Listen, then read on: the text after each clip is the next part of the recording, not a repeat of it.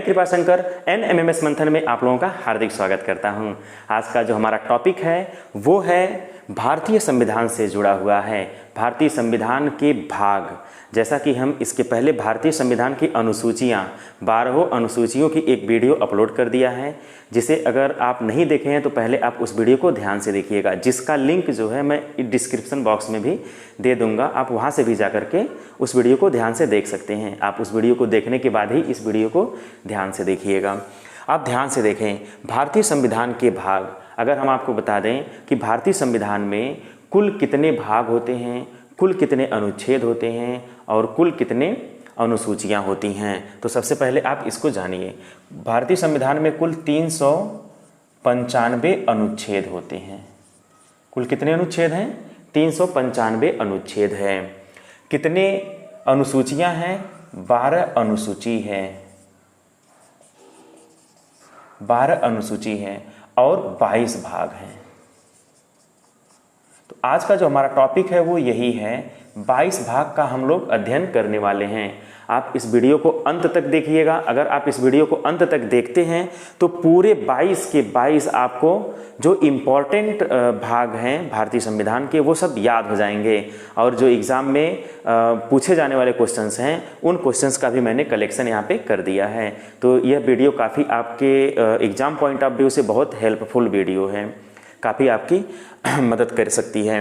तो आप ध्यान से देखिए मैं इसको कैसे अरेंज किया हूँ। पहले मैंने भाग लिख दिया है, फिर प्रावधान लिख दिया है, फिर अनुच्छेद, यानी कि कौन सा भाग है और उसके क्या प्रावधान है और वो किस अनुच्छेद के अंतर्गत आता है। अगर आप इतनी इन्फॉर्मेशन जान जाते हैं तो आप बेसिक इन्फॉर्मेशन संविधान के बारे में आप जान जाएंगे। आप 12 अनुसूची अच्छे से तैयार कर लीजिए, उसके बाद आप 22 भाग आप अच्छे से तैयार कर लीजिए। फिर हम लोग अनुच्छेद, जो इम्पोर्टेंट अनुच्छेद हैं उसकी वीडियो मैं अपलोड कर दूंगा। तो इस तरह से एक बेसिक जो समझ होती है संविधान की वो आपको हो जाएगी। इसके लिए आप ध्यान से देखें भाग 1 में क्या कहा गया है। देखिए, चाहे अनुसूची हो, चाहे भाग हो, चाहे अनुच्छेद हो, प्रथम भाग में, प्रथम अनुसूची में और प्रथम अनुच्छेद में किसका जिक्र किया गया है? संघ और उसके राज्य क्षेत्र का जिक्र किया गया है। यानी कि अगर हम अनुच्छेद की बात करें तो वहाँ पे भी Bharat that is India is A union of state, यानी वहाँ भी संघ की बात कही गई है।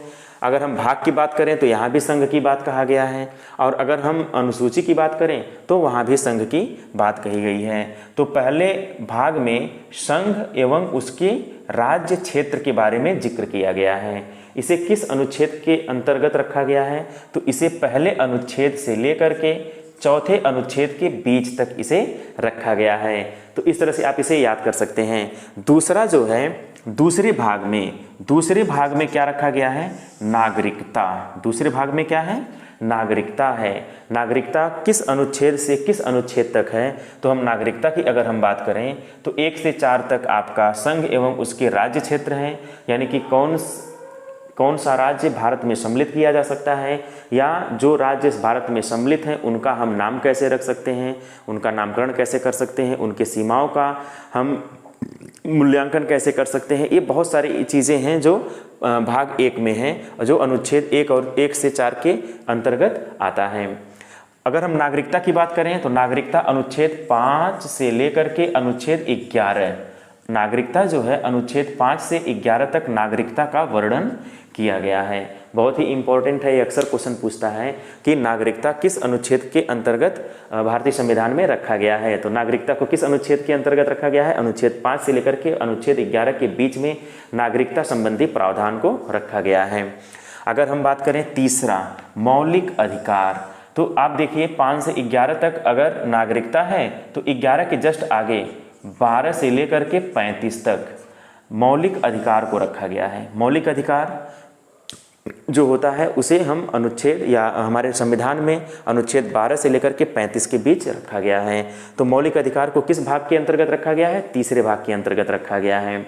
तो पहले हम शुरू का 3 याद कर लेते हैं। पहले भाग में क्या प्रावधान दिए गए हैं? संघ एवं उसके राज्य क्षेत्र, इसका नामकरण, इसकी सीमाओं के बारे में जो है पहले अनुच्छेद के बारे में पहले भाग में रखा गया है।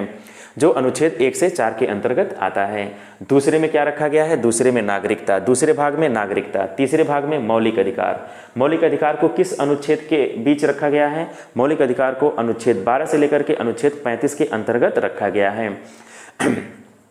फिर अगर हम बात करें चौथे भाग की, तो चौथे भाग के अंतर्गत क्या आता है, चौथे भाग के अंतर्गत नीति निर्देशक तत्व आते हैं। नीति निर्देशक तत्व की अगर हम बात करें तो उसे अनुच्छेद 36 से लेकर के 51 तक, अनुच्छेद 36 से लेकर के अनुच्छेद 51 तक नीति निर्देशक तत्व को रखा गया है।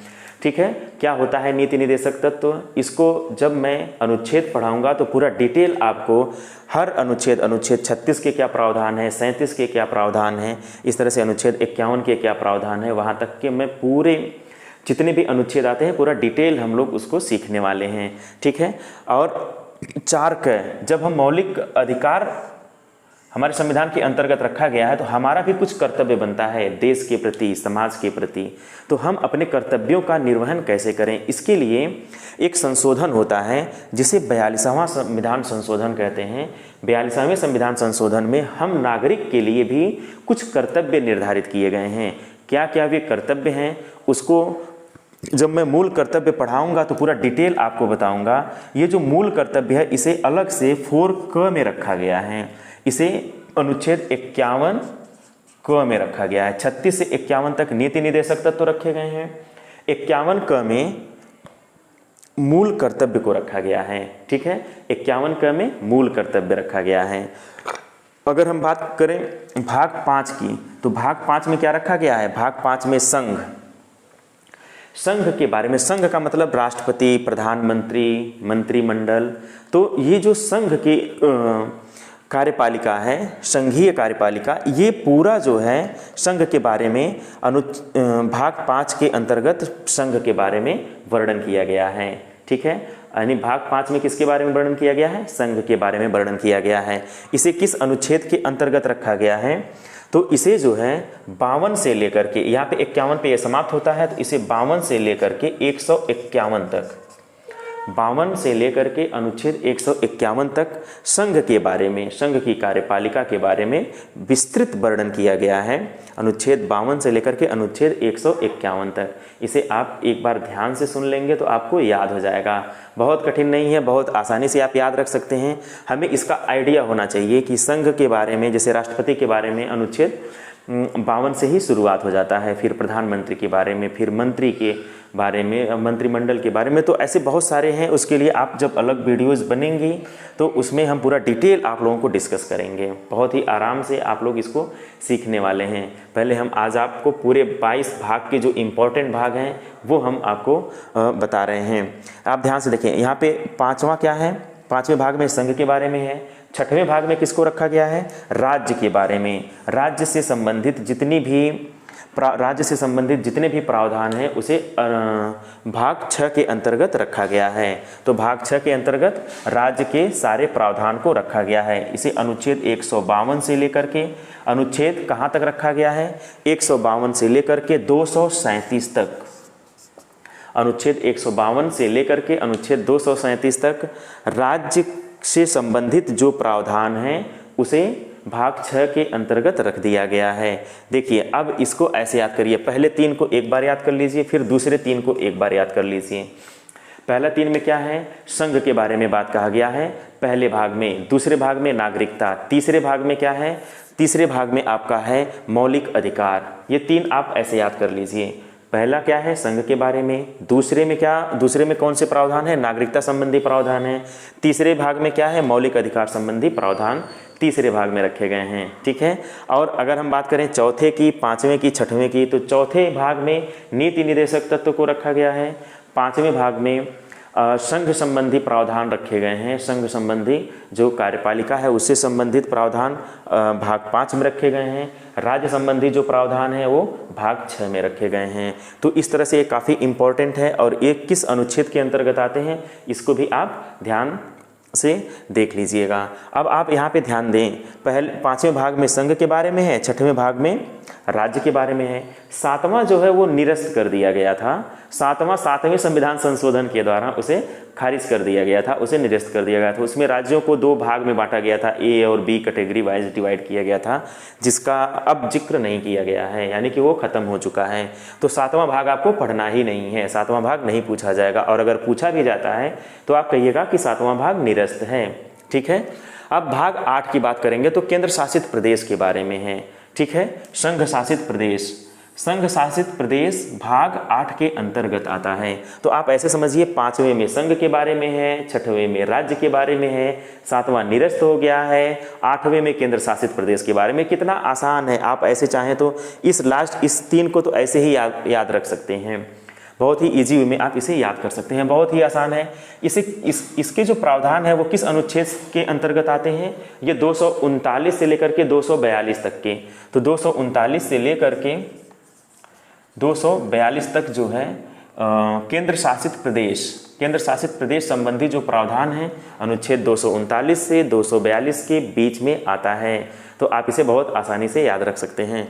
अब आप ध्यान दें, भाग 9, अगर हम भाग 9 की बात करें, भाग 9वें भाग की बात करें, तो 9वें भाग में पंचायत संबंधी व्यवस्था को 9वें भाग के अंतर्गत रखा गया है। 9क में अलग से जोड़ा गया है नगर पालिका, और 9ख में सहकारी समितियां। तो 9वां क्या है? पंचायत से संबंधित है। भाग 9 पंचायत, काफ़ी इंपॉर्टेंट है, आप इसे याद रखिएगा कि पंचायत संबंधी प्रावधान किस भाग के अंतर्गत आते हैं। तो पंचायत संबंधी जो प्रावधान है वो भाग 9 के अंतर्गत आते हैं। ठीक है, और आप काफ़ी इंपॉर्टेंट है निर्वाचन से संबंधित, तो इसको भी आप ध्यान दीजिए, काफ़ी इंपॉर्टेंट है, इसलिए मैंने इसको टेकअप कर लिया है। भाग 15 निर्वाचन से संबंधित है।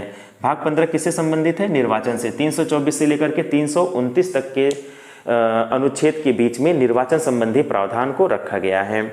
और राजभाषा की अगर हम बात करें तो ये 343, राजभाषा 343 से लेकर के 351 तक के जो प्रावधान है वो राजभाषा से संबंधित है।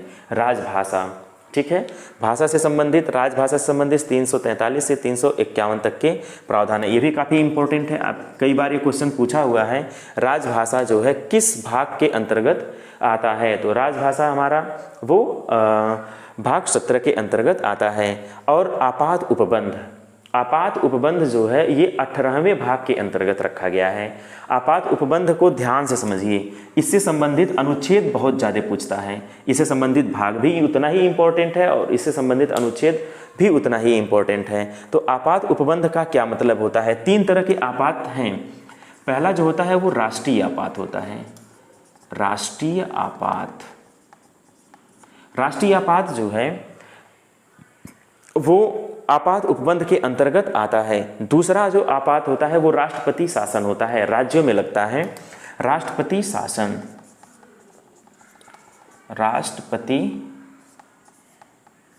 शासन। तीसरा जो है वित्तीय आपात।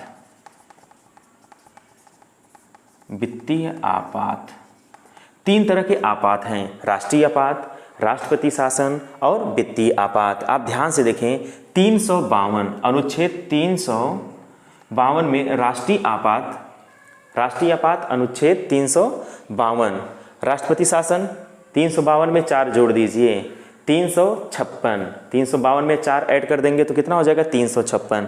तो राष्ट्रपति शासन कितने में है, किस अनुच्छेद के अंतर्गत है? 356, और फिर 4 ऐड कर देंगे तो वित्तीय आपात आ जाएगा। तो वित्तीय आपात किस अनुच्छेद के अंतर्गत आ जाएगा? 360। तो अनुच्छेद आर्टिकल 360 के अंतर्गत वित्तीय आपात। राष्ट्रीय आपात 352, राष्ट्रपति शासन 4 ऐड कर देंगे 356, और वित्तीय आपात फिर 4 ऐड कर देंगे, 356 में 4 ऐड करेंगे तो 360, वित्तीय आपात 360। तो इस तरह से आप आराम से इसको चाहें तो याद रख सकते हैं। आपात उपबंध में 3 तरह के आपात घोषित किए जा सकते हैं। आपात उपबंध क्या होता है ये पूरा डिटेल मैं आगे आपको जब अनुच्छेद पढ़ाऊंगा तो उसमें डिटेल बताऊंगा कि आपात से संबंधित प्रावधान कैसे क्या क्या प्रावधान हैं आपात उपबंध में। तो आपात उपबंध में तीन तरह के आपात का जिक्र किया गया है। पहला आपात क्या है? राष्ट्रीय आपात। दूसरा आपात क्या है? राष्ट्रपति शासन। तीसरा क्या है? वित्तीय आपात। और अनुच्छेद, अगर अनुच्छेद की बात करें तो ये अनुच्छेद इस एग्जाम में इससे रिलेटेड क्वेश्चंस आ चुके हैं। वित्तीय आपात से संबंधित पूछा हुआ क्वेश्चन है, किस आर्टिकल के अंतर्गत आता है? तो वित्तीय आपात आर्टिकल 360 के अंतर्गत आता है। तो बहुत ही इजी वे में आप इसे याद कर सकते हैं। राष्ट्रीय आपात 352, 4 ऐड कर देना है तो आपको राष्ट्रपति शासन के बारे में पता चल जाएगा। फिर 4 ऐड कर देना है तो उसमें फिर आपको मिल जाएगा वित्तीय आपात। तो इस तरह से जो है आपात उपबंध खत्म हो जाता है। आपात उपबंध किस भाग के अंतर्गत आता है? तो आपात उपबंध जो है 18वें भाग के अंतर्गत आता है। इसके अलावा एक और काफ़ी इंपॉर्टेंट है, संविधान संशोधन। जैसे हम बार बार जिक्र कर रहे थे, जब हम अनुसूचियां पढ़ा रहे थे तो वहाँ भी प्रथम संविधान संशोधन के बारे में मैंने जिक्र किया था, या बहुत सारे संविधान संशोधन के बारे में अभी मैंने जिक्र किया 42वां संविधान संशोधन। तो जो संविधान संशोधन की जो प्रक्रिया है ये पहले किस देश से लिया गया है? तो ये अफ्रीका से लिया गया है। संविधान संशोधन की जो प्रक्रिया है वो कहाँ से है? अफ्रीका से संबंधित है, अफ्रीका से लिया गया है। ठीक है, इसे किस अनुच्छेद के अंतर्गत रखा गया है? 368। संविधान संशोधन अनुच्छेद 368 के अंतर्गत आता है। और किस देश से इसे टेकअप किया गया है? तो ये अफ्रीका से लिया गया है। तो संविधान संशोधन को भाग 20 में रखा गया है। तो ये काफ़ी इंपॉर्टेंट ये भी हो जाता है। तो आप इसे याद रख सकते हैं कि संविधान संशोधन भाग 20 के अंतर्गत आता है। और किस अनुच्छेद के दायरे में आता है? तो ये 368 अनुच्छेद के दायरे में आता है। तो इस तरह से जो इम्पॉर्टेंट भाग थे भारतीय संविधान के वो मैंने आज आपसे जिक्र कर दिया है। तो इस वीडियो को आप पहले एक बार खूब ध्यान से सुन लेंगे, और जब आप एक बार ध्यान से सुन लेंगे और फिर दोबारा जब आप इस वीडियो को देखिए तो इसका नोट्स बना लीजिए। बहुत ही आसान है, आप इसे चाहें तो एक बार सुनेंगे तो आपको आधे से ज़्यादा ऐसे ही याद हो जाएगा, और दूसरी बार जब नोट्स बना लेंगे तो जितने इंपॉर्टेंट भाग हैं आपको सारे याद हो जाएंगे। ठीक है, अगर हमारी वीडियो आपको अच्छी लगी हो तो आप इसे सब्सक्राइब कर दीजिएगा, लाइक कर दीजिएगा, और बेल आइकन को इसलिए प्रेस कर दीजिएगा ताकि इस तरह के जितने भी नोटिफिकेशन हो हमारा वो आप तक सबसे पहले पहुंच जाए। ठीक है, ओके, थैंक यू। आप इसका स्क्रीनशॉट भी ले सकते हैं।